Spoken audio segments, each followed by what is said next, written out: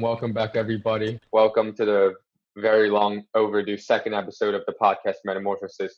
Today we have Grand Coldren in the house. Not physically, but we gotta, obey the quarantine rules. And how have you been, my buddy? I've been doing great. Just straight up chilling. Excited about this. Excited to do some talking. How about you? Um, yeah, I'm just following the quarantine rules and just basically staying at home. And I, it's been a while since I last talked to anyone over Zoom. So yeah, I'm excited Mm-hmm. to talk to you. All right. So What? yeah, first, to start off, I just want to say Grant and I go to the same high school, so maybe we can talk a little bit about what do you think of us going back to like physically going back to school in the fall? Do you think it's a good idea? How do you think the fall sport should work? Yeah. So if you're really looking at it, like I think honestly we should be going back to school. I don't know if you saw the survey that they sent out to all the parents I about did. going back to school, but one of the options was for fifth and sixth grade to just go back full time and then have everyone else back part time. Which I mean, just kind of is like those kids have like 6 more years of like paying the school every year, and then like Hmm. we're out of there next year, so the school is kind of more focused on like securing like financially their part of it, not really caring about like our experience at the school at all. It's kind of how I saw that when they put that as an option on the survey.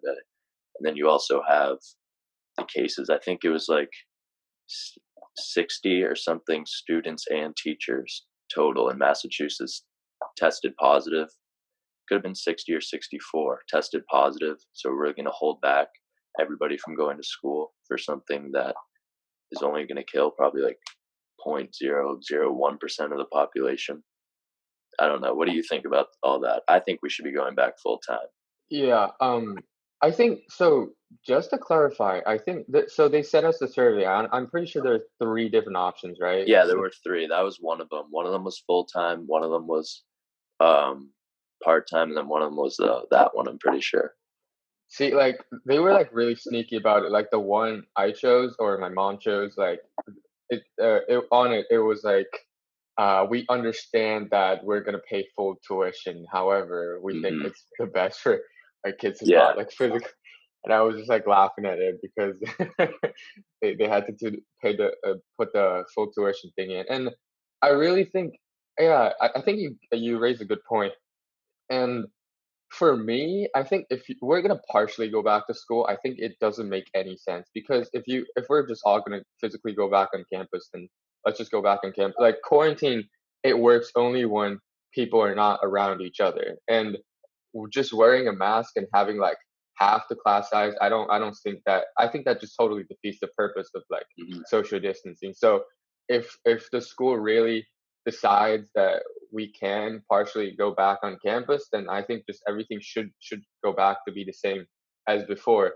And yeah, and there's people that told me that yeah, we should maybe cut the class size in half, or maybe we have to make it mandatory to wear masks when we're having classes. And I just don't think that's reasonable. What do you think of wearing masks like every day in class? Um, I think we will if we do go back have to wear masks just Hmm. because that's just gonna it's just how it's gonna go. The whole mask thing, there's been conflicting reports on it. I mean, originally the CDC did say there's no evidence to support that mask like stops, and then they came out and said that it does help stop it. So it's like maybe they do help, maybe they don't. If there is a chance that they do help, why not wear them? They really are True. not that much of an inconvenience, I feel Yep. like. Yep. Why not wear them if it's going to help? But the whole point of this lockdown in the first place was literally to not overwhelm the hospital systems, like not to have just like thousands of people just pouring into the hospital. They can't take care of them. So like countless people would die.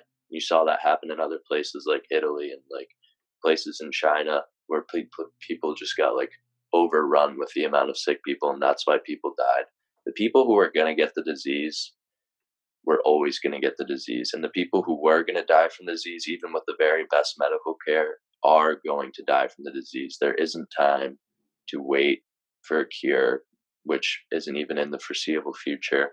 There isn't time to wait to open up the economy because all you're doing is losing more jobs by the day, even though in the most recent jobs report they have come back up in June. But it was originally just not to overwhelm the hospital system. The people who were going to get it were always going to get it.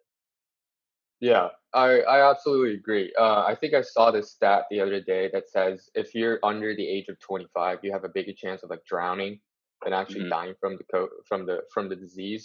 Yeah. And I think the crazy thing about this disease is basically COVID is so like it spread so fast, and then we probably underestimated the number of cases that we actually have. And I Hmm. saw this news, I think it was like 1 or 2 weeks ago, that some government official from Iran says there could be 25 million people infected in Iran, which Hmm. when my dad told me about it, and I was actually, so I told him like this might be a good news if that's actually true, because that means that the actual fatality rate is much lower than we thought before.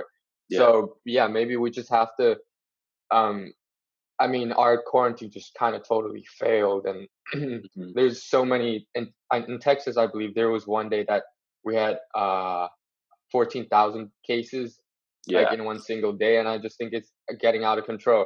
Either we really decide to, before the school year starts, do a very brief but like thorough lockdown for like 2 weeks and just eliminate half the cases, or if that's not possible, if that's not plausible, then maybe we just have to go along with it and embrace like the impact of the fall, maybe the return Hmm. of even more COVID cases, and try to work on the vaccine. So, yeah, what do you think of the um what do you think of the fall sports? Should we do that? I mean, I talked to Mr. P, like the cross country Oh, coach. are you doing cross Yeah, country this year? yeah, I talked to him yesterday about the recommendation letter thingy, and we just like kind of talked about the sports, and he told me Hmm. that fall sports. Did you see the letter from the athletic office? I So didn't.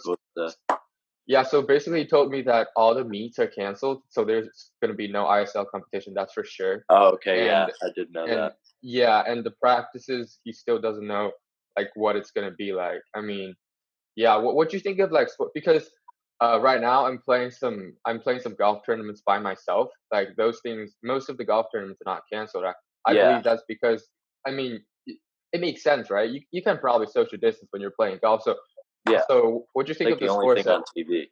exactly, like what are the sports that we can maybe continue, and what are the things that we should just cancel once and for all? So I think all the sports. I just believe that all the sports should be played and that all the kids should be able to play their sports because I actually, if you look back to the hospital thing, even though the infectivity is increasing, you see the death rate stay the same. And that's because the hospitals aren't overwhelmed and they're able to treat it. So, more, even though there are a lot more people that are testing positive and infected in the United States, mostly because we have more testing. We've done about 50 million tests, which is a lot more than a lot of other countries have done. So you see that, and then you see the death rate stay the same. So it's like this disease has been the same amount of bad the whole time. But if you're looking at sports where you like want to keep some and like there are some that like you have to cut, I mean, I don't think you really can, especially now that all the competitions have been canceled. If you keep one sport and cut another, like it's going to be really difficult for the administration to explain that to parents of like kids who are trying to get scholarships, trying to using a sport to like go to college who maybe Yep, don't have the same opportunities to financially to pay for that college, like how do you absolutely, yeah. justify keeping cross country but cutting football? Yeah, that would just be unfair to some of the recruits that are trying Exactly. to get into. Yeah, yeah. I mean, yeah, this is a hard thing to deal with. I mean, um, yeah. So going back to like wearing masks, what do you think of? Because we can talk about the extreme left wingers later, but what do you Hmm. think of the people that were like protesting about wearing masks, and like that's maybe a human right or constitution right violation, and they were just like complaining about it. So yes, you do have the right not to wear a mask, but stores also have the right to refuse you service. So you can't have it both ways. You can't, if a store asks you to wear a mask, you have to wear a mask in that store. You can't walk into that mask. You can't walk into that store without a mask, except for some places where, if you are medically exempt, if you have asthma or other breathing problems per se, and you go and tell the store, they will let you in without a mask, or maybe they'll provide you a face shield. But the whole mask wearing thing, I just come back to. and this is where I disagree with a lot of people on the right. Like, it's not that big of an inconvenience if it's gonna Agreed. help. If it's gonna help, if it's gonna make people like less like weirded out about the virus, just do it. Like, it's not affecting you too much, and there's a chance it could help. Yeah, I don't know. What do you think about it? I actually did a little research on the effectiveness of masks. So I just want to clarify beforehand that I'm pretty sure cloth masks, like those ones that you get from, some stores, and also like the ones that made of cloth, they're not so effective, especially when if you're talking to someone and only one party is wearing it. So like masks are the most effective when you're wearing N95, which is like the thicker one that doctors Yeah. use, and Mhm. when both parties are wearing it, because if only one party is wearing it, there's still, I think there's a 70% of chance your saliva will still land on the other person. However, that being said, I was talking to my other friend about this issue the other day, and he told me that he thinks that laws, especially criminal laws, like when policymakers are looking at those things, law should be the very last line that you cannot cross.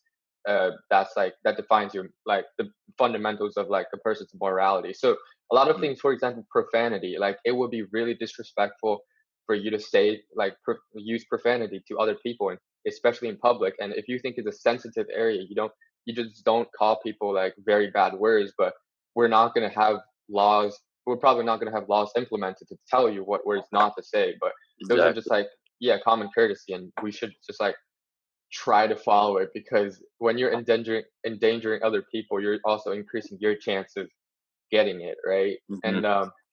And this remind me of another thing that there could be an argument for like, still quarantine and going on going forward, because personally, this is like a personal experience, not me myself, but I've seen people, there's a few cases around me, or like I've seen online of people that have a very bad, like they had like long lasting effects on, like the disease had long lasting effects on their Yeah. body, especially on their lung, and it really affects like there was this joke going on on China, the Chinese social media recently, that's like some dude got COVID, and his vertical jump shrink down to 1 centimeter, which is like one third of an inch. Yeah. So yeah, it's still quite concerning of like what the disease can do to people's bodies, even though they Mhm. don't kill you. So I mean, yeah. So what do you think of uh should we determine this quarantine thing, or going back to school thing, like state by state, and what do you think is like the cutoff line? Because Massachusetts would now have like about around 200 to 300 people infected every day, while Mhm. Texas or Florida or California has over 10,000 every day. Yeah. So you have places like that, like Texas and California, like you mentioned, in Arizona too, where they opened everything up a few weeks early. California, the beaches, Arizona and Texas. I know Arizona opened clubs and bars because that's where my cousin goes to college. And once they opened that all up, the infectivity rate increased just dramatically, obviously.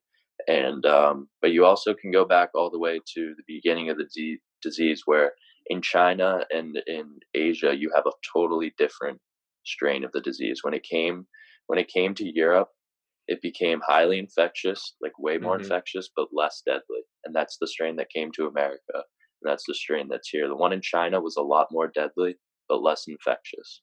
So And it then you mutated. also, yeah. And also if you're looking at China, I mean, you're originally from China, so I'd Hmm. actually love to get your point of view of like how Hmm. they reported it, how Yep. the numbers they gave out, which really aren't matching up with the rest of the world's, and like how like you see their role in this whole thing.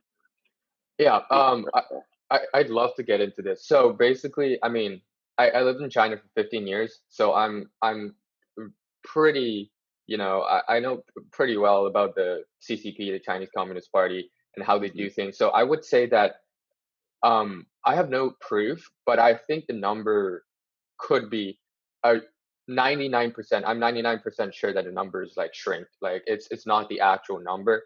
because I've seen videos of so basically when we talk about, I think there's only like the total number of infected people in China, especially in Wuhan. Like the total case we have right is like 80,000, somewhere around there, where like US is like 4 million. So there's Yeah. a big difference, right? And then when we look into it, so first I want to acknowledge the things that the Chinese government did really well is that basically when we look at like the outbreak in the US, it's actually not just like when it was back in March, it was not just New York City. It was like at least it was like after 2 weeks, it exploded everywhere. Like all there were. So one thing about the U.S. is really different from China is like there are a lot more major cities. Like the biggest cities are probably not as big as Shanghai and Beijing population wise, the U.S. cities, but there are a lot more major cities Yeah. that has a decent population than China. Whereas in China, there are only like five main cities that can really explode. The COVID cases can really explode. And also, if we look at what the Chinese government did with the cases, basically it only erupted in Wuhan, which is like a secondary city in China, and they locked down everything and made sure the government made sure no one can go in public, and Yeah. they basically cut off all the um, chances of people getting out of the city into other places and spreading the virus. Like you would get arrested and just like not probably not punished, but they would just like isolate you from the crowd if you go to other cities. And Hmm. they actually did a good job about this, but I've seen videos of people. There was this bus driver. So his job is to carry like the I don't know the English word for it. So like after you die and then your body's like what's like they put your Cremated. body, yeah, cremated, and they put you in the little box Hmm. thingy, right? And there was this one day that he uh he carried like 5,000 cremated little boxes in a day in Wuhan, which Yeah. is like, and that's like that number is like pretty abnormal considering Hmm. uh there's only at maximum 200 people that on average that dies in Wuhan. So there's definitely more people that died from COVID-19 than that is actually reported. However, that being said, I don't think the actual case number is anywhere close to the scale of what we have in the US. Maybe it's tenfold, but that's still not like in a million. So, and Hmm. also my dad still lives there, and he's constantly so worried about us, more worried about us than himself, because I want to clarify that he lives in Shanghai, which is the major city, but not the Yeah. city where a lot of people are infected. And he told us Hmm. everything's gone back to normal. Like people are still wearing masks, but no one still knows actually people are still infected, which means the Chinese government probably effectively stopped the virus. But I don't know how much like the we can actually trust the actual number. It's Yeah. probably shrink to a degree. But what do you think of um, how why did the U.S. Government did such a poor job compared to almost all other countries? Not just not just countries like China, but also when Hmm. we're compared to like other countries in Europe. Why did we do Yeah. such a poor job? So the reason why the U.S. did such a poor job is because when you're in a country like China, you have a government that can easily, like you said, trace the disease, make you stay home, like take away freedoms from you basically in order to preserve the people, which in that case worked out for them. Like having a very high surveillance state, keeping tabs on everybody, Hmm. knowing everybody's information worked out for them in that situation. And they Hmm. were able to easily control the disease and really lock it down in places like the videos from when it was hitting Wuhan. Like you would just see nobody in the streets, like 10-lane Right. highways, just nobody in the streets at all, Hmm. which you've never seen in the US. I live in Boston and I've never gone outside during this whole thing and never seen like cars driving down the road or something. There's always been like something going on, especially once it started to get nicer out, everyone started going outside. So when you start doing things like that in the US, restricting people's freedoms, then you get a lot of pushback on that. You get a lot of people saying no. You get a lot of people protesting that. And you get a lot of people who just don't know the facts and don't care about their own health enough to stay home in the US. So that's why you see a high infectivity rate. And also from state to state, you see a lot of different types of leadership, like in Massachusetts, where we had our lockdown go into effect very early. And now we're seeing our cases aren't as high. And then you have places like Florida, which which opened up extremely, extremely early and are now seeing a very large resurgence in cases. So you have state to state um, problems, and then you also have the number of tests we've done is far greater than any other country. So that's obviously going to make the infectivity rate look higher. And then if you look at the death rate, the mortality rate, it's lower than places like Italy, where you had like a higher number of deaths for the amount of infections. And in the US, it's remained about the same, even though the infections are soaring. And you can look at a lot of different things, but I really can point to one thing that the whole like Trump administration did well, which was just cutting off travel from China, which Hmm. a lot of people said was xenophobic and that he was just doing it because he's racist, but ended up probably saving like a countless amount of people in America, which have, in the ways we are seeing things now, looking back on it, probably did save a lot of people. It's Yeah, kind of, I it's definitely a stretch to say he's, xenophobic just because he cut off like the yeah. people that can come. It's nonsense. I mean, a lot of other different countries also did that, and no one pointed that out. So Hmm. yeah, like I mean, it's unclear to me as to how much Trump is to blame for this whole situation. But I definitely think him as the president, he could have done better, and this Definitely. will this will absolutely affect his chance of getting reelected. And what do you think should be the right way of looking at this when you're trying to vote for President Trump and you look at how he's done in this COVID situation? And are Mhm. you? I think you're 18, right, Grant? Yep. So Yeah. so I talked to Jamie about this the other day. Massachusetts being a very deep blue state, there's Yeah. really no meaning of voting, and his answer was, I think, he gave a pretty good answer, is that yeah, on the voting ballot you can also choose for other government positions.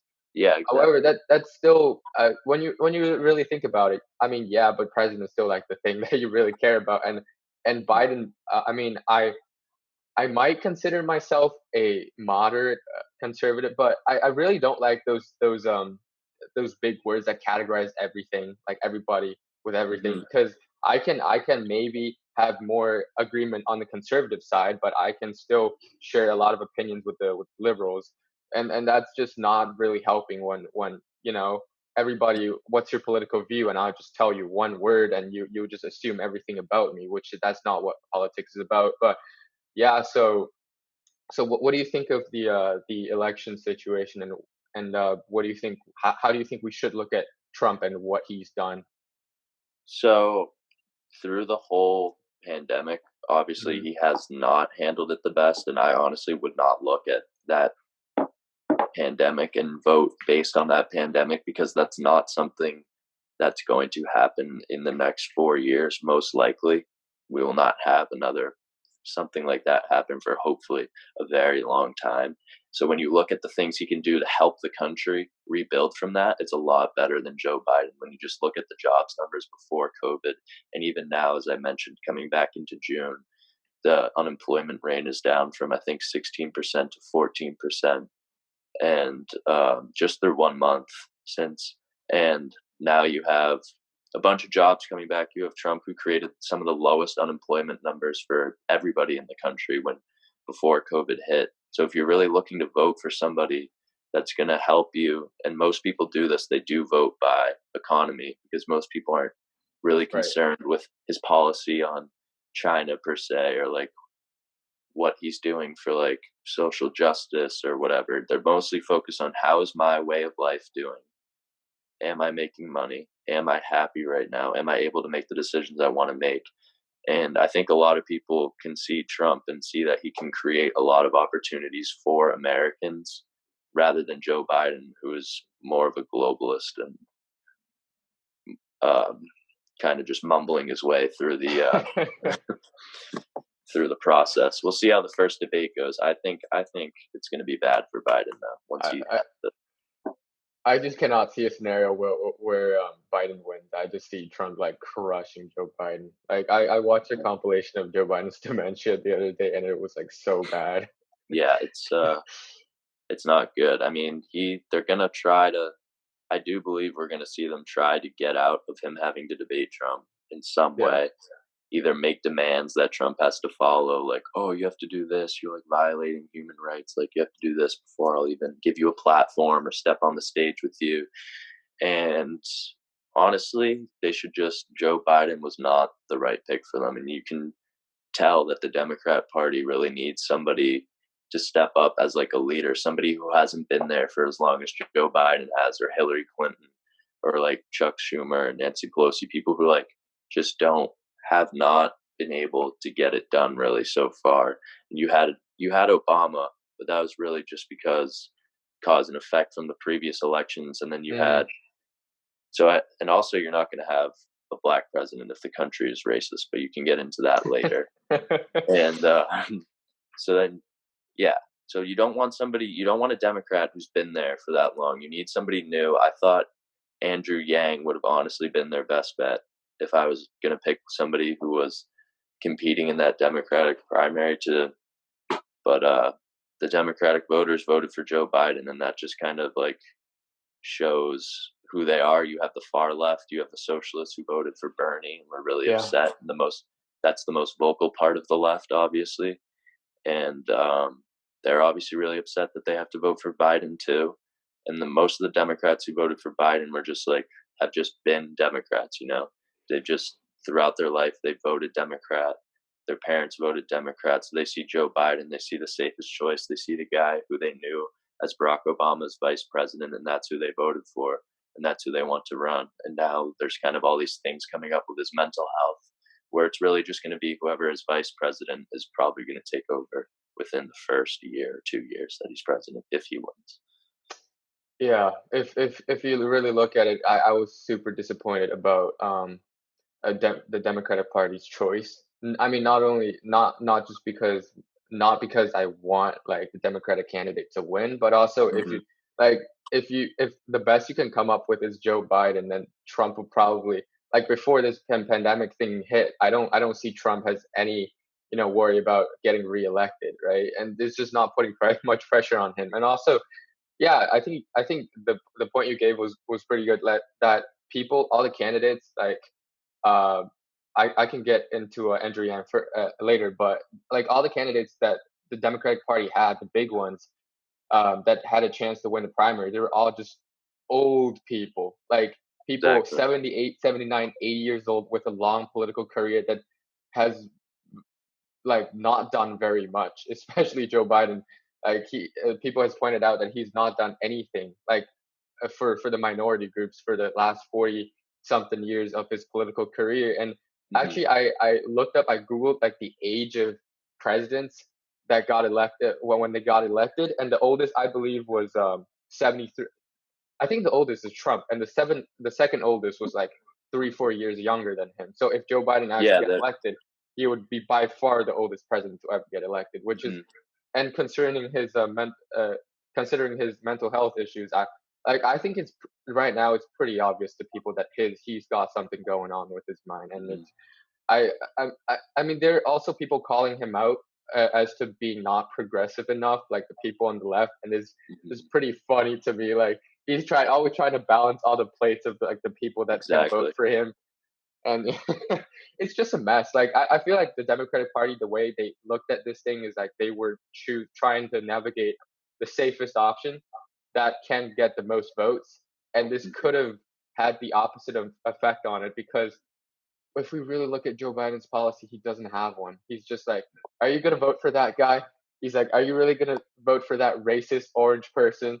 Like Exactly. when the left says we don't judge people on their race, we want diversity, and they're calling the president an orange person is it's pretty ridiculous and Yeah. hypocritical.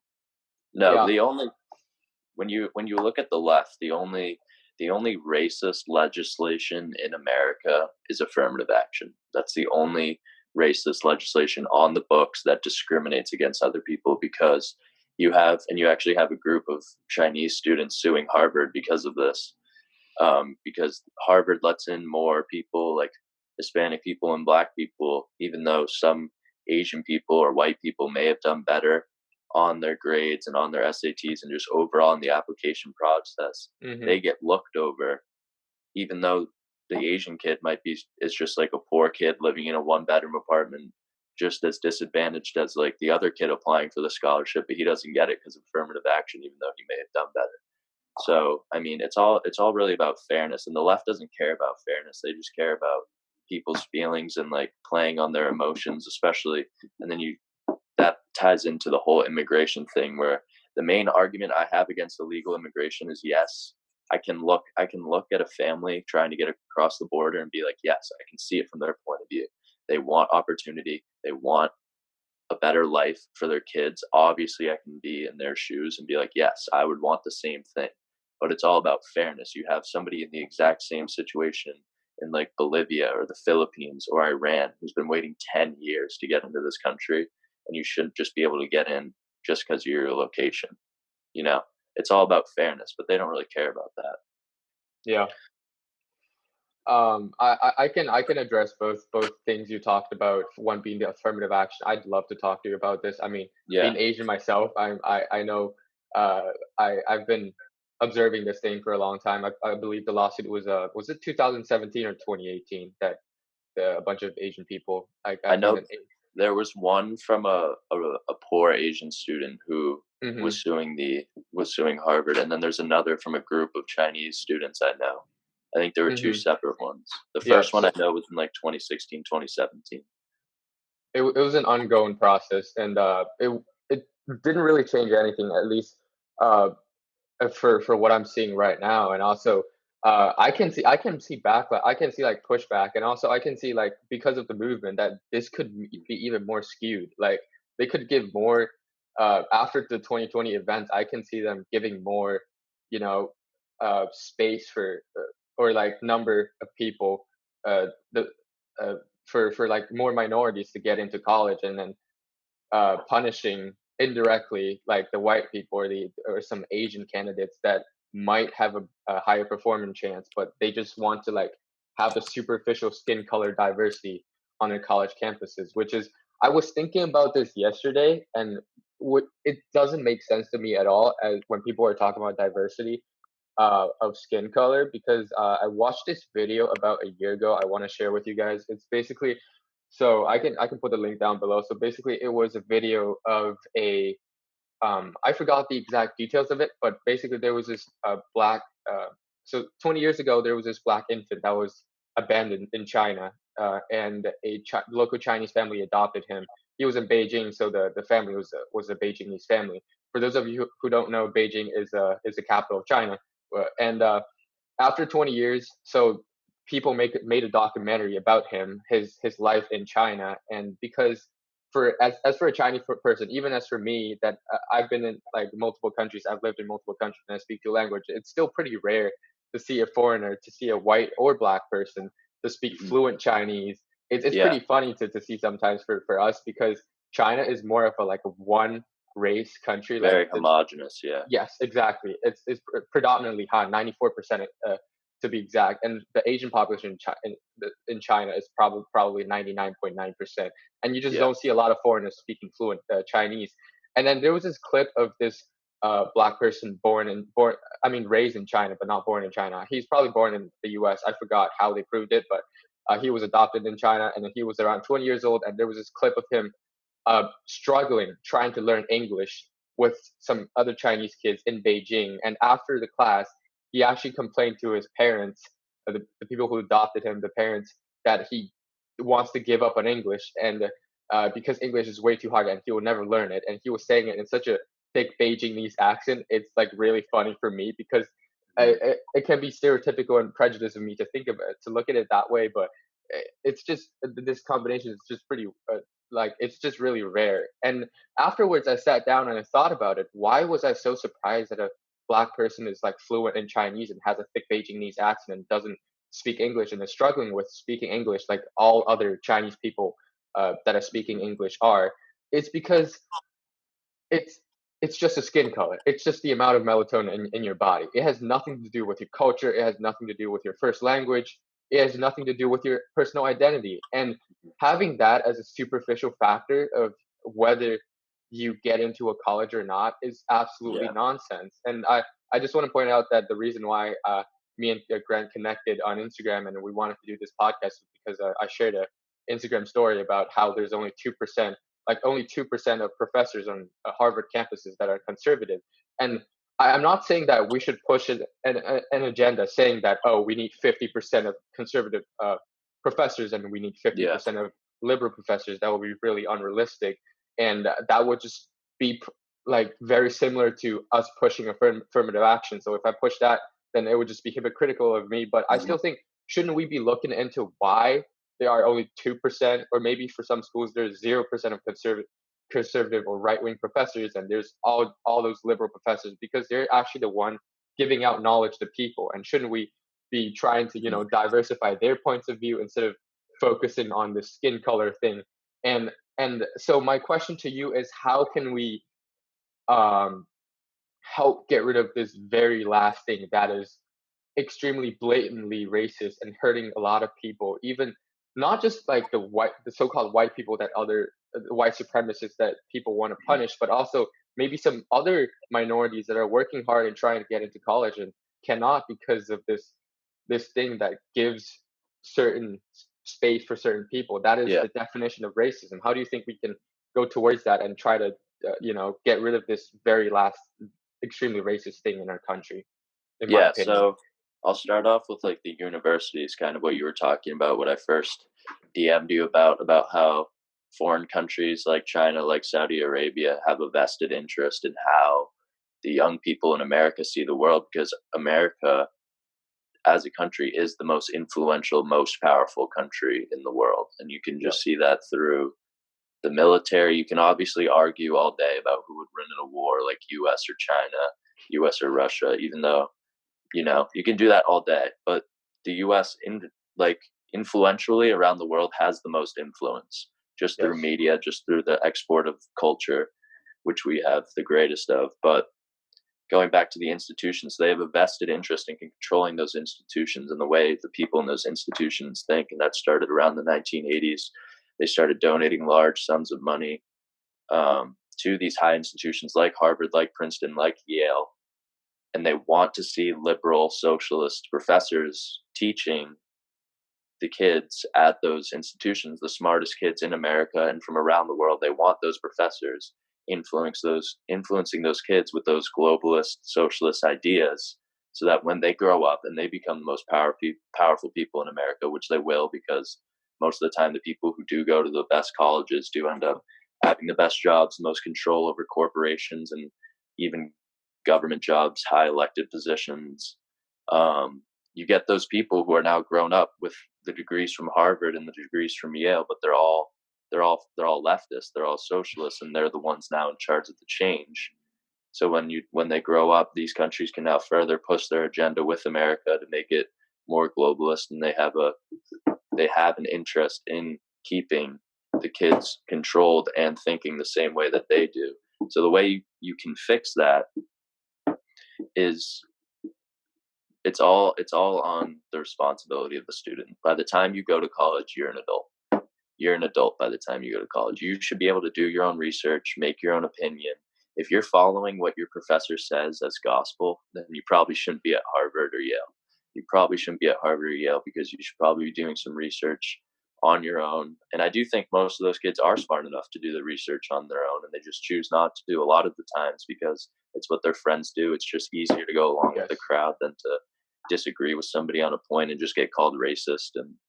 Then you have and then you have people who do the research and are ridiculed for it, and their professors mock them, and they don't want to go to that school anymore.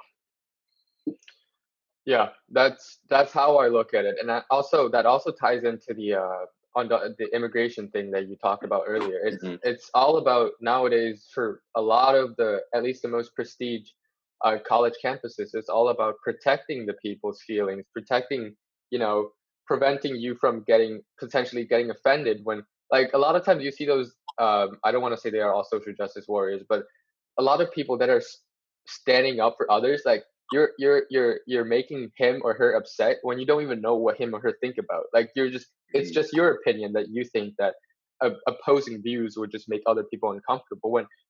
Because from how I look at it, college is where the reason why people go to college is not only just for the knowledge. That's what your elementary schools are for. That's what your middle school and high schools are for. Those are like the basics, the math, the science, the English that you have to learn in order to survive. And college is more about the experience, getting you actually prepared for adulthood and actually working, getting a job, and facing the reality of the world. No one actually sees you as a kid anymore, and you can't just, you have to take up responsibility and be accountable for what you do. Mhm. And if we just work towards creating the safe space for everybody, and then there cannot be any opposing view. And then if you oppose my, if I'm a minority and you challenge the legitimacy of undocumented immigrant, then you must be a fascist, or you must be a extreme right winger, or whatever. You must be Hitler. This it's It's all it, identity politics. exactly. Yeah. It's it's crazy to um it's crazy to understand that I can understand why some of the left wing people, especially some of the younger people, the teenagers, the people in their early 20s, they think they have such um, compassion to like the people that are in poverty, that want to move to the states for better opportunities. I can absolutely understand that. I admire them for trying to come to a better country and just like Mhm. fixing their life. But we have to look at the law perspective of these things, and how like you can't cut the line. Like if we're all in this line to get this hot dog, and you can't just be like, okay, I'm poor and I just got my first Yeah. paycheck, or you're gonna have to give it to me for free, or I would just cut in front of you. And also because I myself, like, I'm a green card holder. I'm still a Chinese citizen. And Mhm. I mean, I don't have the permanent green card yet, but in the future, if I get it, I have the option of, you know, choosing to be an American citizen. I'm not sure if I'll do it or not. I'll probably still hold on to my Chinese citizenship right now, because China doesn't allow dual citizenship, which means that you have to choose between China or the Oh, US. I And didn't know that. yeah, so like some countries do, like England, you can have dual citizenship in Yeah. a lot of countries in Europe, but in Mhm. China you can't do that. So I'm still a Chinese person, but nationality wise. But also, if we look at the things like the things that my family had to work in order to gain to have this opportunity to Mhm. uh like be almost like a, like a full American citizen, what we had to do. So we basically went through this process of EB-5, which is basically uh my family, I think, had to pay um uh, $500,000 Yeah. to like some investing company corporation in this based in the States, to help, maybe more, to create more job opportunities here. And we basically, I think we've waited about a 5-year period, and that was like in the past. So now if you want to do the same thing, the prices increased, and Mhm. people have to wait for up to almost 10 years. So Yep. if you see like the price that people have to pay in order to come to, I would say, the best country in the world, in a lot of perspective. Not all of them. I don't consider US as the best in the world, but I think if you want to start a business, if you want to, go into high tech, if you want to get a high paid job, or if you want to just like make a great career out of your life, I think the US is one of the best out there. And if you want to have those opportunities, and you just didn't get to have the privilege of being born into one of those things, you have to pay, or your family has to be hardworking in order to earn this opportunity of coming over. And yeah, it's just, if you think of from their perspective, yeah, that you might have a argument. But if you really go into it, and if you really go into how the legal immigrant has to go through in order to earn their spot in this country, it's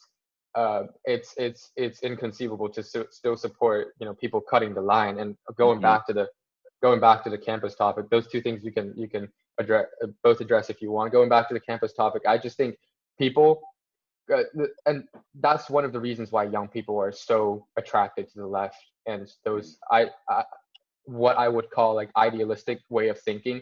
They think they're coming from a compassionate place, and they think all the people on the right, they don't see people on the right as being maybe pragmatic, realistic, and seeing into those things. They just think they're racist because, you don't support my feeling, and you're not coming from my point of Yeah. view. While you think all opposing views are bad, and you're not looking from the other side, you're shutting them down, which doesn't help the argument at all.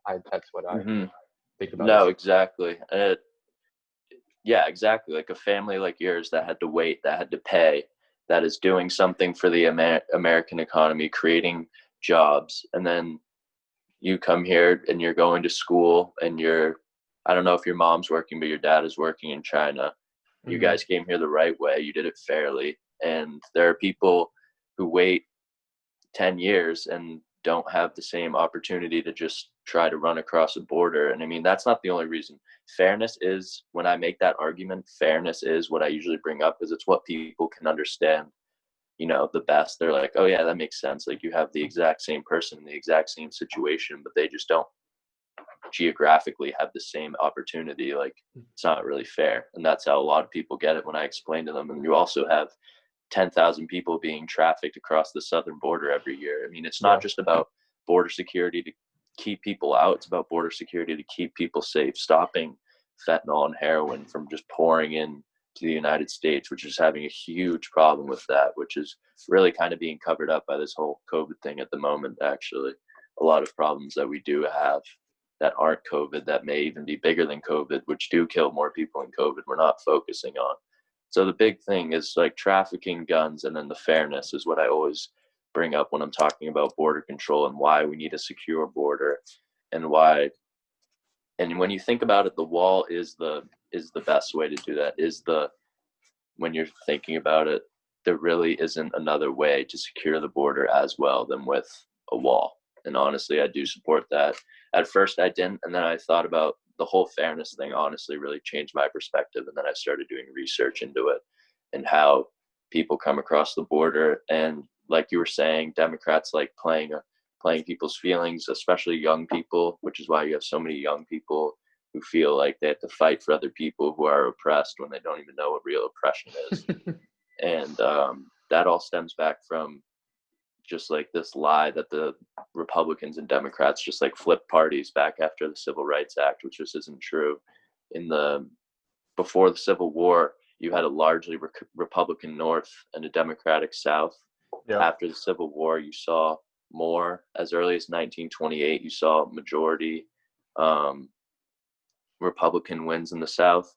And then as you got further on past, you get up to the Civil Rights Act, and then after the Civil Rights Act, apparently there was just some flip where the Republicans in the South, who are all racist, became Republicans, and the Democrats became all progressive in the North, which isn't true. The Democrats realized, and they perpetuated the lie of the Southern strategy, which was that if you appeal to all the racists in the South, that you can win the South, which actually backfired because the guy who invented it didn't even win the Deep South after supposedly creating the strategy.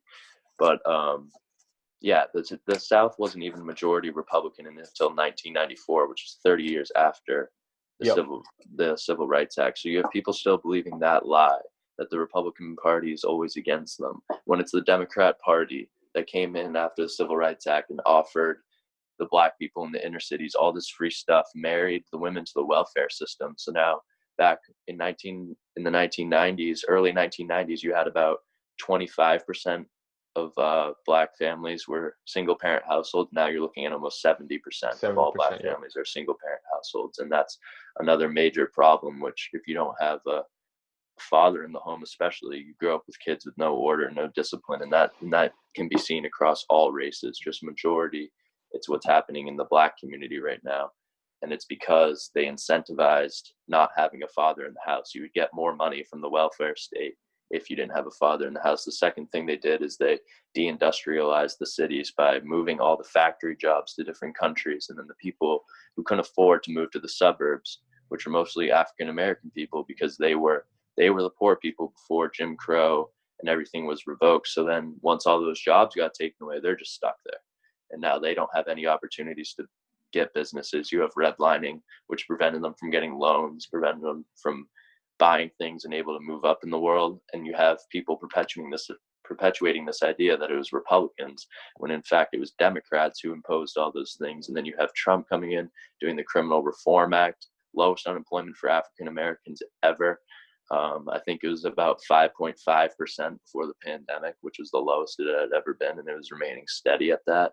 And Hmm. then you had 3.5% Hispanic unemployment back in February before COVID. I mean, these are the lowest numbers that minorities. Asian unemployment, I also believe, was around 2%, which was also an extreme low. Just all around great numbers. And you can look at this guy and say that he's racist, that he's done racist things when he's done nothing but make the quality of life better for minorities in this country, given them more opportunity than they ever got under the Obama administration, or that they will get under the Biden administration. Because we've all seen how Joe Biden thinks about black people. It's his vote, pretty much. That's literally how he said it. He said, like, if you don't vote for me, you're not black. So Yeah. Yep. that just really Absolutely. bothers me about the Democrats. Absolutely. I I did some research myself too, and I basically got to the same conclusion as to you because a lot of times you see those street interviews of people that street interviews of people, and then they tell you that it's actually Republicans that freed the slaves, and they were just all shocked and and all that. And I don't think, yeah, like exactly, you don't even have to go back that long ago. That of Abraham Lincoln was actually one of the founders of the Republican Party that freed the slaves. We just have to look back, as you said, uh, tying the black people to the minorities to the welfare system, and also just going back to the war on poverty of Lyndon Johnson.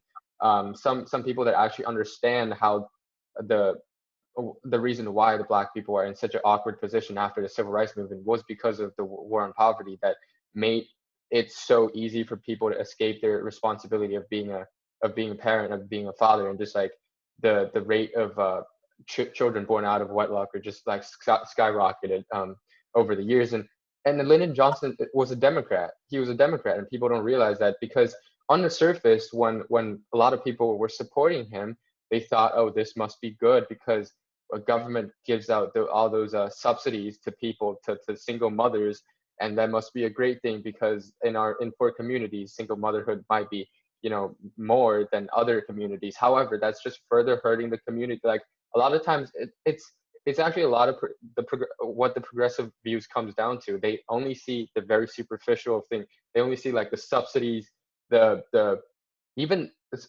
Trump is supporting a tax cut on corporations and also a lot of people in the middle class when Biden's raising it for everybody, Mm-hmm. which is like not a good thing when you really think about it. Like people don't know much about what the president's policies are, and they just Mm-hmm. are going off of stereotypical thing, and that they're just tied so much tied with their identity group, and then identity politics thing is just so widespread, and it's just so perpetuating in our society. It's really hard to think about it rationally and then just still say like we don't have much of an issue in our community. And yeah, so if we look at those things, the left really, I don't know if they did this intentionally, because there's this argument that the war on poverty led by Lyndon Johnson was intentionally try to put the black people down after the civil rights movement. Even when they got their freedom, there were people that said Lyndon Johnson wanted to plan this whole thing. It was kind of a conspiracy theory that wanted to punish the black people. And I'm not so sure about that. But even though if that's really true, that was the Democratic Party. You should not be blaming Trump for that. And Trump, as you said, made unemployment an all-time low for almost all racial groups and like Mm-hmm. all across the board, which is pretty impressive if you're asking me. And one of the reasons why I didn't get into politics when Trump was running for president in 2016, Mm-hmm. but immediately afterwards, I felt that him being a businessman actually very much helps our economy getting much better, even improving after the Obama administration by a big margin. And being a business person, also a lot of the people that are actually helping him run, uh, like run the presidency, like they are also like people that has a lot of business experience, and that might just been what we needed at the time. And also now, like after COVID, the recovery of COVID, maybe we also need a person that has a lot of business background and Yeah, bring exactly. this. Yeah, yeah, and I can see that being very helpful. And so yeah, let's go back to, maybe we can talk a little bit about the riots going Mm-hmm. on recently, the racial inequality things going on, and what do you think about those things? Yep. Yeah, so you obviously see those things. The George Floyd death, obviously totally unjustified and just way too far. And then you Mhm. look at the guy's past, and he had been reported 3 different times for previous incidents that were also pretty awful if you looked at them. And you're like, why is this guy still on the police force? So there is a problem there. I believe there are police officers on the police force that aren't good at their job, do use excessive force sometimes, and that obviously is a problem, but it's not even close. It's not even close to being a major problem for the African American community. It's not even close. And when you have a group like Black Lives Matter, which basically takes every donation they get and just gives it to the DNC, um, pushing socialist ideologies actually in their own website. I mean, it's not what the African American community needs or wants. I mean, you're just not that likely to die because of police officer, and over policing was a problem. And then you have the same group calling Trump racist for doing the Criminal Reform Act, getting people out of prisons. And when you have people protesting these things like police brutality, instead of focusing on the real issues, then it's easy to just blame somebody else. It's easy to play identity politics, offer people free things and reform, when in reality you're not helping them at all. And you can say, oh, but Black Lives Matter is just about, you can say, oh, it's just about police brutality. Like, if you want a different movement, then go start a different movement about gun violence in the Black community. Like, go start a different movement. That's not what this is about. Well, you have a group called Black Lives Matter that only cares about Black lives when it's a white police officer killing a Black person. That's the only time they care. And it's just really not the thing a lot of people should be focusing on when, I mean, police officers are 18 and a half more times more likely to be killed by Be a Black killed. male than they are to kill one. Mhm. And about out of every single African American killed by police, unarmed and not, it makes up about 0.1% of the total African American population. When you literally had over 10 people killed in Chicago in a single weekend in the inner city, and you have Trump sending federal troops to help out the inner city, and that mayor denying the help, because it's easier to blame somebody else for your problems than to actually fix them yourself. And then going back to what I said earlier, obviously I do believe the Black community was discriminated against with things such as redlining, which made it almost impossible for them to start their own businesses, um, invest in their own infrastructure in their own cities. But I believe by this generation, that's not a thing anymore. That's in this generation, our generation, you have not faced oppression. If you may have faced racism, Yeah. you may have faced racism, and that's true, but you have not been oppressed to the point where you need to protest it. I mean, you have 40.3 million slaves still in the world today, and none of them are in America. You are in the freest country in the world. And if you actually cared about people's lives and people who were enslaved not 200 years ago, but today, then you'd be focusing on that instead of yourself. I Wait, don't know. what did you mean by 40.3 million slaves? I'm not very Like familiar with it. so they talk about how people were enslaved just 200 years ago, when there are still 40 million Oh, slaves around the world. 40 million. okay. Oh, actually? Yeah, Okay. I didn't today. know that. hmm In Today. what countries? Like that's Just pretty that's just around the world. shocking. There's about there's about 7,000 in just Libya alone. I mean, in Africa, Oh, there's a countless amount of slave trade between other Africans. So, I mean, if you're gonna base your premise off saying that you care about Black people and slavery, then that's what you should be focused on. yep. I I don't know. I think, don't know what your whole take is on that, but I mean, when you still have problems in the world today that you're basing your problems off of, then you should probably try to fix those first rather than being hypocritical. But like I said, redlining and other policies did disadvantage them, and that's why you do see more poor Black people. It is because of those policies and because of the history in our past. And I believe that our country has fixed that. I think we've done a lot to fix that, and I think we did a good job about that. If we were back having this conversation 60 years ago, I'd probably say something different because it wouldn't be true, you know? yep.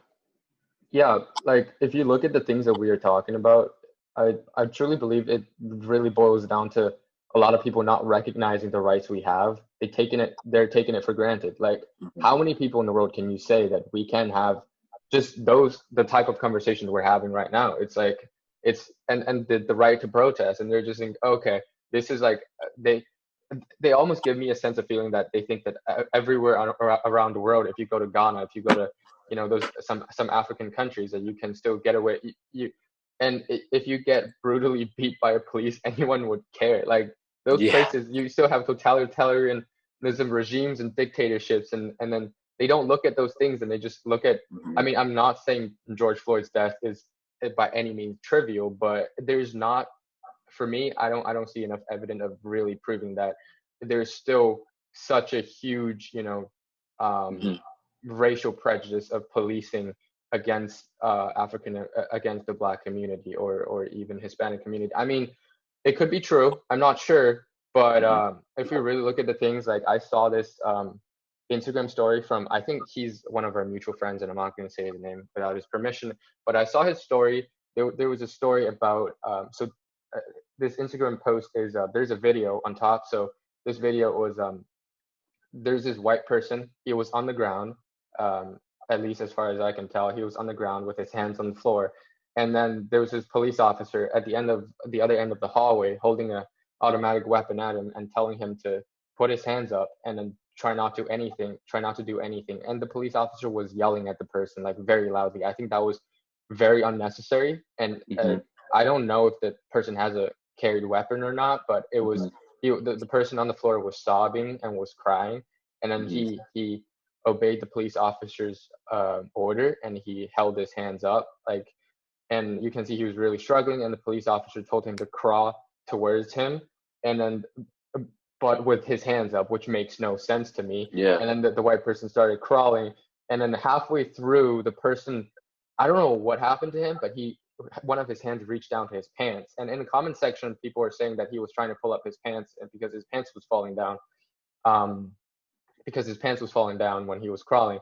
I'm not sure about that. I couldn't tell within the video, but then the police Mhm. officer just shot him with like 50 bullets, and then and and also what the caption was is also pretty interesting. The caption of the post was that it says, um, the person recognizes that the person being the person that posted this recognized that the person on the floor was a white person. But he said even this person's white skin cannot save him, and now you see that all police officers are evil. How, with some profanity, how the fuck can you still not want to defund the police? And then Yeah. with this post, I just see everything wrong with what we have here in Mhm. America. I truly believe there is an issue with police brutality even before I came to the States, because one of my teachers in China, when I was learning English, he's actually from the States, and he moved to China later on, and he told me about he's been arrested, and he told me that if you're in the States, you better behave, because it's not like China. Uh, the police officers are very, like, they can be very, like, brutal, like physically they can be Mhm. very imposing sometimes, and just do not get into trouble. And I mean, we can also talk about gun violence and stuff, and how, like, Mhm. when people potentially can carry fire weapons, then there's a higher chance of police officers, higher risk of that Mhm. police officers have to endure in order to do their job. And Mhm. also, by looking at that, if when we see a white, like, so I think that a lot of times the people's agenda, which really bothers me, is that, okay, so only two types of news make it to make it that spreads everywhere. The first one being if there's a black person that gets into an entanglement, or whatever you want to call it, with a police officer, or Mhm. the second one being, no matter what, if he's not black, if the victim is not black, then maybe the police officer in the clip uses some sort of unnecessary force onto the person that is trying to be arrested. They were Mhm. just caught a part of the clip, and in this case, the victim is not black. And how would some organization or some people use this as Mhm. evident? They just say that even his white skin cannot save Yeah. him. They don't talk about this person being white and this might just be an issue of police brutality. They just say even his white skin cannot save him. And Yeah. but obviously the police is using very unnecessary language. And also, why did he shoot him? I don't know. Was he reaching for a gun? I'm not sure. I didn't see the previous part of the clip. I mean, it wasn't available anyways. But and also his caption saying, "Now you can see all cops are bad. Defund the Yeah. police." It's just people. They're so ill-informed, and they're willing to go with their own perspective without being challenged by anybody. They just Mhm. cancel the people that has opposing views, and all this mess came to this conclusion that is ridiculous, irrational. All police are bad because of this clip, and his wife cannot save him from Yeah. evil police officers. And yeah, like, do you have any similar experience seeing those kind of posts, and what do you think of those things? Yeah. So what you see in a lot of cities such as Philadelphia, where they have a majority minority police force, is how is that racism? If you're protesting the police and there's a majority black police officers on the force, do you think the black police officers are really going to go into a system that's just out to get black people? I mean, you don't have cops waking up in the morning going out and just thinking like that they're against black people. Like, they're going to do whatever they can to hurt a black person or take them off the streets. What you have is bad cops. What you have is untrained cops. And occasionally, yes, you might have a racist cop. When there's 600,000 of them across the country, you're going to get that in any profession. But as I was saying, that's not the problem. When you take the police out of these neighborhoods, like we've seen in New York, where I don't know if you saw this, but a lot of the police officers called in sick for July 4th Yep. weekend in Yep. protest. And the shootings in New York have just skyrocketed ever since, because police don't want to go into these neighborhoods. They don't want to do these jobs. They don't feel like they're safe anymore to do their jobs in these neighborhoods, and these neighborhoods just become more violent. I mean, you see it every time you take police out of these neighborhoods. And when you defund the police, you will see it. When you have places like Portland, where the mayor tells the police not to do anything, you get 52 nights of riots. And then Trump has to send in the federal troops, which is another thing we can talk about. The videos of the unmarked vans, I don't know if you've seen those, taking protesters away. And I've seen a lot of people post. Those ones? Yeah, I've seen a lot of people post those, where it's like, yes, they do have an identity on them. It tells you what like government agency they're from: police, DHS, DEA, ATF. When federal property is being destroyed, Trump or whoever's the president has the right to take agents from Department of Homeland Security, from the ATF, from these different federal bureaus, and send them to these places to prevent the destruction. And when you have these people getting out the videos, it looks scary, of somebody getting out of a marked car and their thing just says police. But the reason they did that and didn't have a name tag on them was so that they wouldn't get doxxed, and so that they wouldn't be in danger, because police officers have been getting doxxed and their family threatened. So they didn't want to go grab somebody and then get doxxed because they had their name on their uniform. They do have a personal identifier, so that if there is a video of them doing something wrong, they can be identified by the people who can do something about it and prosecute them. And you also do not need a warrant to arrest somebody in public for a felony. You don't need a warrant. You can just take them. It's all about the That's what context. those videos are from. If you've seen a video of somebody just getting snatched off the street into a van, they've committed a felony, and whoever arrests them has proof of it. I'm sorry. But that was another thing that was bothering me. But back to what you said, we can talk about gun violence if you want. I don't see it as much of an issue, basically because there are around 40,000 gun deaths in the United States every year, give or take a couple thousand. That's around the average of what you get, depending on how bad the year is. It could be up to, could go up a few thousand, could go down a few thousand. That's around where it stands. You have 5 times the amount of knife murders than gun murders. 2/3 of the gun deaths are suicides in the first place. About 2.9 people for every 100,000 people die from a gun. And you just don't, it's just not a problem. Carrying a gun is something that I'll always believe in. I mean, I don't know if I'd ever get one, just because I don't know enough about it, and I just wouldn't know how to use it, I guess. And also I'm technically not allowed to have one, but at the moment. But no, when you have a country like America that has like 300 million guns, and you're 28th in the world in murder, and places like Britain, which has much stricter gun laws, has double the violent crime rate, there's not really a correlation. You see the places with the least amount of gun control have the least gun death, and the most amount of gun control, like places like Chicago and New York, have the most amount of gun death. So it just doesn't really, it's the great equalizer. It's the only thing that's going to equalize 3 guys breaking into my home when just my mom's home, you know? It's Yep. like, it's a great equalizer, and that's why people fight so hard for that right. And I don't think a lot of people understand why you need that right. I don't know what you think about the whole thing. Being from China, I don't know what their gun control policies are over there, so I'd love to hear about that and what your view is on it. Sure. Let's talk about gun violence and just basically having gun in general. So this is one of the few things I'm not sure. I don't have a great view on this, and I'm not certain to say that I support people owning gun or not. But Mhm. from me coming from China, so basically the policies in China are, I believe, I mean CCP is a one party system, so it's much easier to get rid of things and or enforce things, whatever you want to say. And I think about 20, 25 years ago, places like Hong Kong, like mobsters are still were a big thing, and there were people illegally, a lot of people illegally owning guns. And also we have to recognize that we in China we don't have a constitution that says it's your right to bear arms. Yeah. People don't traditionally have a, urge to have to own a gun, or they don't think it's their right to own a gun, because I mean human rights is very different from like in China and from here. Hmm. And Yep. also just people just don't have this feeling that it's necessary and also if we look at things, one of the reasons why I think it's so, no matter if we want guns or not in the people's hands, it's so unrealistic to retrieve all the guns that are up that the people have right now. Like Yeah.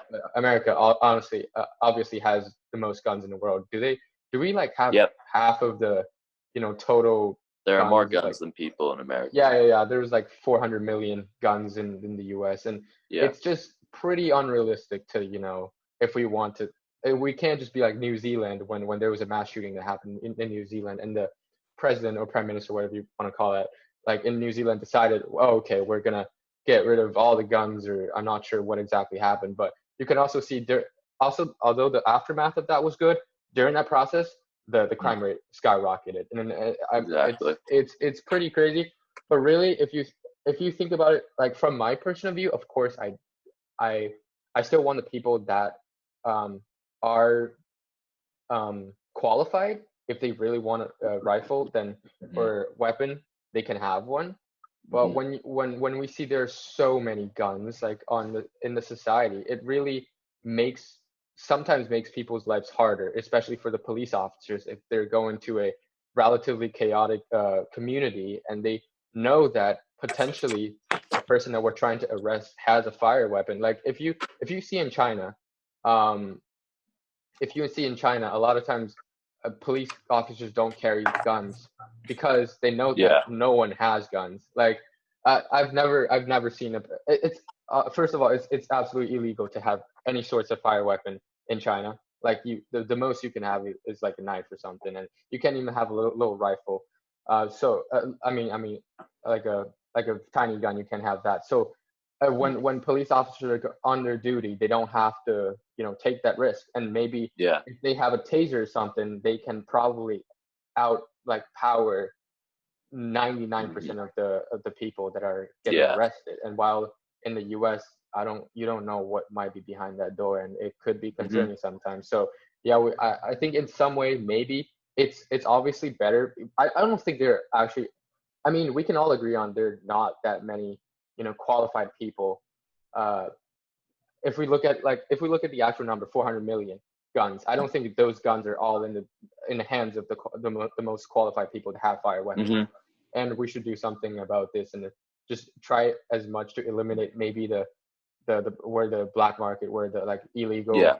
other sorts of weapons are the dealership are taking place. I believe, a fun fact, I think like you can buy like uh cannons from like older times like in the US If if you have a you, license or something. yeah, if you have a certain license, you can get pretty much anything, really. I Yeah. mean, except for like, I mean, you could get a tank if you wanted to. With a Exactly. class 3 license, you can get an automatic weapon with a class 3 license. I mean, me and you couldn't, but or somebody who's just like 21 and wants to get a gun couldn't. But if Mhm. you have a class 3 license, you can get an automatic weapon, and that's mostly just for people who are really gun enthusiasts. And you see, the only time people get their hands on automatic weapons who shouldn't have them is on the black market, and the black market is Yeah. where the problem is because that's where all the illegal guns are sold. I mean, honestly, if I saw the evidence that guns hurt people more than they help them, I would be against owning any type of firearm. But the numbers just don't show that. I mean, there are a countless amount of cases where people pull out a gun and the situation de-escalates, and the threat to their life is no longer there. I mean, you see this situation. I don't know if you saw the video of the guy outside the bar who got beat up by 3 guys and then just shot the guy. And there was backlash against him for shooting the guy outside the bar, even though the guy was beating him to death. I mean, it's self-defense. And when you have a 70-year-old woman living in her home by herself and all she has is a gun, like, that's it. The police aren't going to get there. The police aren't going to come protect her if someone breaks into their house, you know. Like, I had someone break into my house, and the cop who first showed up had to wait for another cop to get there before he could even go inside and get the lady. So, really? Yeah. Wait, who broke into your house? So, all right. So, yeah, a lady broke into my house. This was the day we got out for Christmas break this year. I was at a friend's house, and I was coming back at around 11 or 12 with 2 of my other friends back to my house. And we're in the Uber, and I get a call from my mom, and she's like, "Oh, are you in your bathroom?" And I was like, "No." Like, at first I thought she was mad at me, and I was like, "Mom, it's not even my curfew yet. Like, why are you yelling at me?" And she was like, "There's somebody in your bathroom." Like, what? And I was like, "No way." All right, well, like, I'm on the way home. And all I could hear was like my dad screaming in the background for like her to get out, because it was just some like homeless lady. But the thing that most surprised me about it was a cop showed up and was outside our house, and my mom comes out and she's like, "Can you go in and like help, like get this person out of our house?" And the cop's like, "Nope, gotta wait for backup." I'm just sitting outside of our house while this lady's downstairs. Like, thank God it wasn't a threat or anything. She was just crazy, but it was pretty weird to look at that and be like, "Oh, okay." Like, that's a big reason why I believe in it, because if she wasn't crazy and she was just some person breaking into our house, like, my sister was home by herself. Like, my mom didn't come home until after the person was broken in. So that's how I see it, you know, because you do never know. You never know what someone's thinking. You never know when you're going to need it to preserve your life. And if I was going to have one, I would get a conceal and carry, and I would have it on me at all times. And that's why you see most mass shootings occur in gun-free zones like schools where there are no guns, where if teachers were trained with firearms, even like 1 or 2 teachers in the school who did know how to handle a gun properly and could fire it and were trained in that way and did have guns on them at school safely, locked away somewhere, not on their person, obviously. If there was a shooter, you wouldn't have to have everyone hide in the classrooms. You could have people who are willing to defend the kids, not resource officers with tasers. You have people who can take down somebody who's crazy with a gun, who most likely doesn't know how to use it. That's pretty funny when you talk about the police officer having to wait for backup when only the ladies broke into your house. I know. I get out of the Uber and I'm like, "Are you gonna go inside?" And he's like, "You gotta wait." And I was like, "Yeah." Wait, she was in your bathtub? So what happened was this was like one of the coldest nights of the winter. I think it was like -10 or something. I see. And previously, we think she might have been going into our house for like a year or something, because it was under construction for a while, like a year and a half. It was under construction.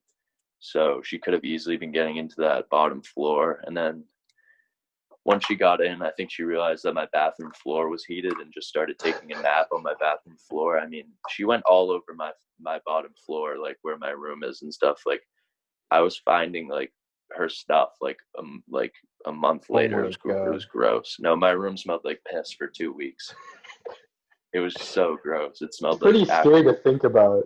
Yeah. It smelled like actual pee. Oh yeah, no, if I was home, it would have been a totally different scenario, you know?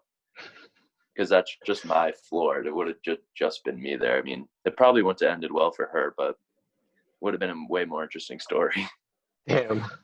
I never had a person told me this kind of story, but yeah, I think you pointed out a good reason of having guns. And And the stats the example you said, I think I've also seen similar stats of like gun-free zones having a much Mhm. higher, Yeah, like burglar or whatever rate, and than the other zones that a lot of people are known to have guns because, and also we can see that one of the reasons why when a lot of police officers calling sick and the criminal the rate of shootings just like skyrocketed, like in places like Chicago.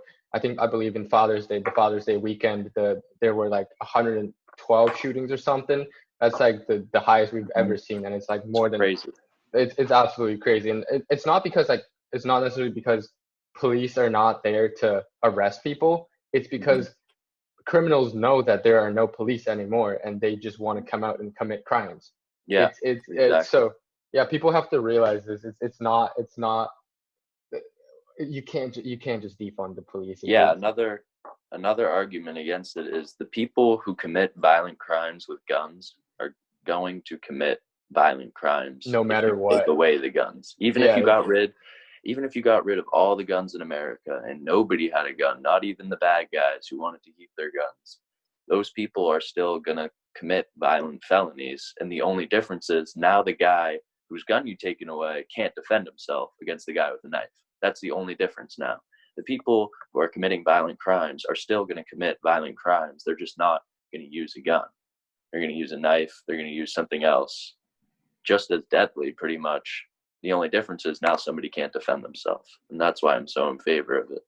I feel um, like extremely strongly about this, especially because so many people we know are strongly against it. And hmm hmm there's a lot of different views if you go to different parts of the country. In Massachusetts, it's especially liberal, as you know, but a lot of different places have a lot different views on gun control. And you have places like Hong Kong where their rights are actually being oppressed, and they could probably do with a well-regulated militia. But then you have people who just see like the guy who got shot like just like needlessly, and it's like, why are there even guns? Like, he shouldn't be killed that easily, and that's all they can focus on. But another thing I wanted to ask you about was the I don't know if you know a lot about Hong Kong, but the most recent law that was passed, oh kind of hmm restricting people's freedom to protest or something. yeah, that maybe we can get into another time because I just want to clarify that this is a pretty controversial issue, and Oh me yeah, from okay. and also And you're not just still that, having Chinese citizenship. and yeah, all that, and Yeah. not just that, because I personally I don't think I'm uh well informed enough on this Uh topic. huh. I've seen views, Yeah, that's why I uh, was asking. I'm not either. yeah, because that is I've never been to Hong Kong, Hmm. and I don't have many friends that are Hong Kongese, and my dad has been there, and he's told me some personal experience of his, and I've also heard from other friends about their different perspectives, but I just don't think I know enough on that certain Yeah. topic. I'm trying to learn more about it, and because of like the recent 2-3 years of all those conflicts between the Chinese mainland, the CCP, and the Hong Kong government, Hmm. it's definitely a good thing to look into, and then maybe next time I invite you up to into this podcast, we can talk about that issue. No, I'll yeah, for definitely look sure. into it more. Yeah, and I do think there's somewhat of there's I can see the argument of no matter if those people actually want to commit crimes, they will commit it no matter what. And I don't know the answer to it if it's true or not, but I just want to say that for the people that are looking at this, we have to realize that mass shooting is a very small portion of all the gun violence, the gun crimes that are being committed. Hmm. And also, when you see, for example, 10 people are killed in this were killed in this church because of this mass shooting, there's this like shock to like that's going Yeah. to be the title of the newspaper for a few days. And but if there's just one random gangster in Chicago that killed this guy, you're not going to see that on the national Yeah. newspaper or CNN. So the the like the anecdotal sense, it doesn't match up with the stats sometimes, and it can be exaggerated sometimes with the what the gun violence can bring to our community. Yep.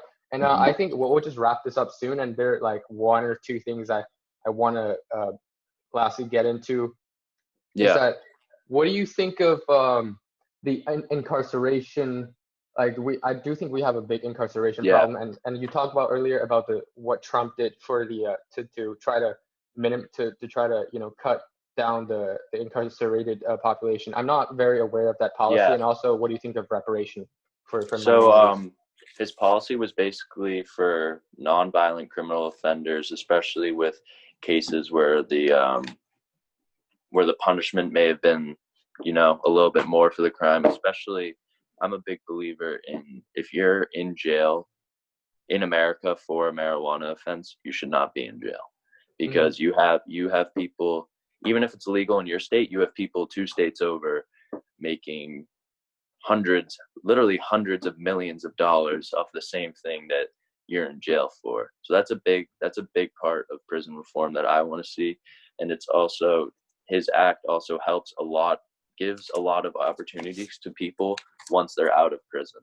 So once they're out of prison, they can get jobs and things. And this is another reason why it's hard to say he's racist, because when you look at incarceration in America, it is majority black. Majority black people are incarcerated in America. So Yep. when he signs things giving them second chances, when he's big on prison reform and things, it's kind of hard to push that narrative, which is why also you never hear about that policy and why you probably haven't heard of it.